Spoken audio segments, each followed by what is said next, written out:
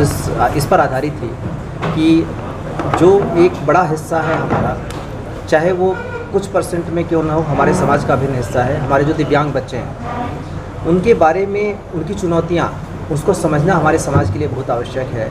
आप इस नज़रिए से सोचिए कि किसी अगर माँ बाप का कोई बच्चा कोई बच्ची अगर दिव्यांग है तो सबसे पहले, और अगर बाकी बच्चे उनके नॉर्मल हैं, तो सबसे पहले ये होता है कि वो बच्चे के सामने ही कई बार हमारे माँ बाप कोसना शुरू करते हैं कि पता नहीं हमने क्या बिगाड़ा था ईश्वर का जो हमारे बच्चे के साथ ऐसा हुआ। या फिर किसी जो बाहर से लोग आते हैं या उनके घर आते हैं, कहते हैं कि हमारे 2 बच्चे तो ठीक हैं, 3 बच्चे तो ठीक हैं, या 1 बच्चा तो ठीक है, ये वाला बच्चा थोड़ा सा हमारे लिए बहुत मुश्किल है, या इसके साथ लगना पड़ता है। वो बच्चा जब बार बार ये चीज़ सुनता है अपने माँ बाप से ही, अपने परिवार से ही, तो बड़ा डिस्करेज होता जाता है। दूसरी बात ये कि एक धारणा, एक सामान्य भी आप देखेंगे तो हमारे यहाँ परोपकार को डिफाइन करने के लिए एक स्केल ये बनाई गई है कि अगर किसी अंधे को आप रास्ता पार कराते हैं तो आप परोपकार का कार्य करते हैं। पर ये क्लीशे है, ये ऐसी चीज़ है जो उनको बेचारा बनाने की तरफ करती है। हमारे प्रधानमंत्री जी ने जब पहली बार दिव्यांग शब्द दिया तो उसके पीछे धारणा यही थी कि हम उनको कैपेबल किस तरीके से बनाएं। जो हमारा प्रोजेक्ट है ये, इसके पीछे कई तरीके की सोच थी।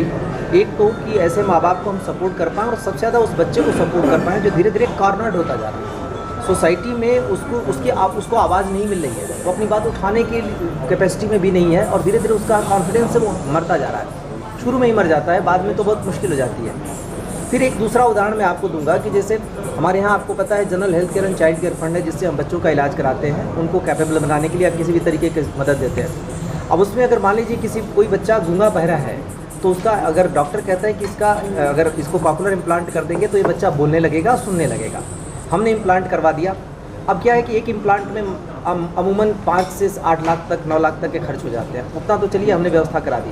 उसके बाद दिक्कत होती है कि 7-8 साल में एक बच्चे का ऑपरेशन होता है, और ऑपरेशन के बाद पहली बार वो दुनिया भर की आवाज़ें सुनना शुरू करता है, और फिर उसको सारी चीज़ें बोलनी होती है। आप देखिए जो एक बच्चा है, छोटे से जब बोलता है तो धीरे धीरे एक छोटा छोटा साउंड करते हुए मम्मी पापा करते करते बोलना शुरू करता है। यहाँ पे एक बच्चे से हम एक्सपेक्ट कर रहे हैं कि एक ही साथ पूरी आवाज़ें सुनेगा और बोलेगा, तो बच्चे में कॉन्फिडेंस उतना ज़्यादा नहीं आ पाता है, कई बार हकलाने लगता है या फिर उतनी तेज़ी से पिकअप नहीं कर पाता। ऐसे में उसको ज़रूरत होती है थेरेपी की, ट्रेनिंग की।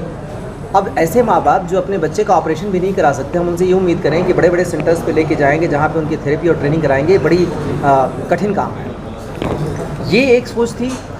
दूसरी, समाज का नज़रिया बदलना था कि ऐसे बच्चे हम बेहतर कर सकते हैं। अब आप सोचिए, हमारे यहाँ वैसे भी सरकार ने व्यवस्था की है, हमारे यहाँ स्पेशल एजुकेटर्स रखे गए हैं इन बच्चों के। गौरव का क्षण था क्योंकि पूरे भारतवर्ष में इनोवेशन कैटेगरी में डिस्ट्रिक्ट्स में एकमात्र पुरस्कार मुरादाबाद को मिला। ये हमारे ज़िले के जो आयुक्त महोदय थे उन्हीं की सोच का नतीजा था।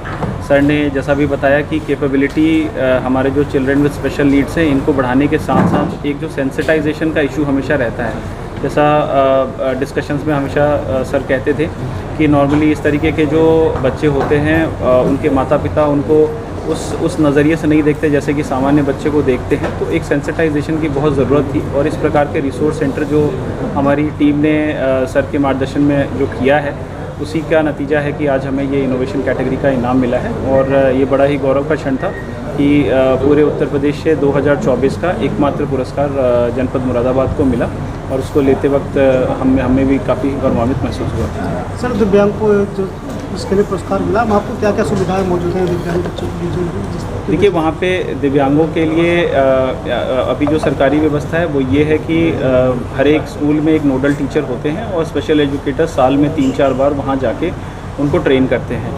लेकिन उस व्यवस्था से बहुत ज़्यादा इम्प्रूवमेंट बच्चों में क्योंकि नहीं आ पाता है, इसी सोच के साथ हमारे आयुक्त सर के जो मंशा थी उसके अनुसार हमारे सीडीओ साहब ने और एडी साहब, बेसिक शिक्षा अधिकारी सब ने मिलकर एक रिसोर्स सेंटर बनाया। इस रिसोर्स सेंटर में तमाम इस तरीके के एक्टिविटीज़ हैं जो कि NIVH देहरादून और इन सब के कोलैबोरेशन से बना है, वो वहाँ पे उपलब्ध है। इसके अलावा जो ब्रेल की पुस्तकें हैं, स्पीच थेरेपी है, टेक्स्ट टू स्पीच है, तमाम तरीके की सुविधाएं, स्मार्ट बोर्ड्स वगैरह सब उपलब्ध है, जिसका यूज़ करके बच्चे वहाँ पे अपने जो स्किल है उसको बढ़ा रहे हैं और सामान्य बच्चों की श्रेणी में आने का लगातार प्रयास कर रहे हैं। हमारे जनपद को, जो हमारा जनपद का एक इनिशिएटिव था सुगम्य पुस्तकालय अभियान, उसको नवाचार कैटेगरी में कल माननीय प्रधानमंत्री के द्वारा एक हमको नेशनल अवार्ड मिला है। और ये इनिशिएटिव हम लोगों ने मुरादाबाद जनपद में कमिश्नर सर के मार्गदर्शन में और उनके विजन के क्रम में शुरू किया था।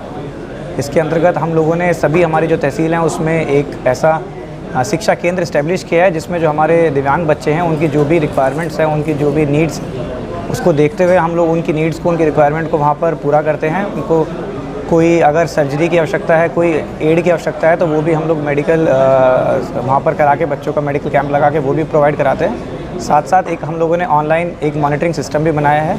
उसमें बच्चे की हम लोग ग्रेडिंग भी करते हैं कि वो बच्चा किस श्रेणी का भी है, उसको मतलब कौन से सब्जेक्ट में वो वीक है, कौन से सब्जेक्ट में उसको एक्स्ट्रा क्लास की आवश्यकता है। अगर कोई डेली असिस्टेंस उसको चाहिए तो वो भी हम लोग उसमें देखते हैं डेली एक्टिविटी में। और कोई सोशल स्किल उसमें अगर लैकिंग कर रहा है तो सोशल स्किल भी हम लोग उसकी डेवलप कराते हैं। साथ साथ डीएम सर के निर्देशन में हम लोग ये प्रयास कर रहे हैं कि इसको और अभी ब्लॉक लेवल पर लेके जाएं। बच्चों को पिक एंड ड्रॉप करने की फैसिलिटी भी हम लोग शुरू करें ताकि और सुविधा हो सके बच्चों के लिए, उनके पेरेंट्स के लिए, और हमारे और ज़्यादा बच्चे इस इनिशिएटिव का पार्ट बन सकें और उनका जीवन और बेहतर हो सके।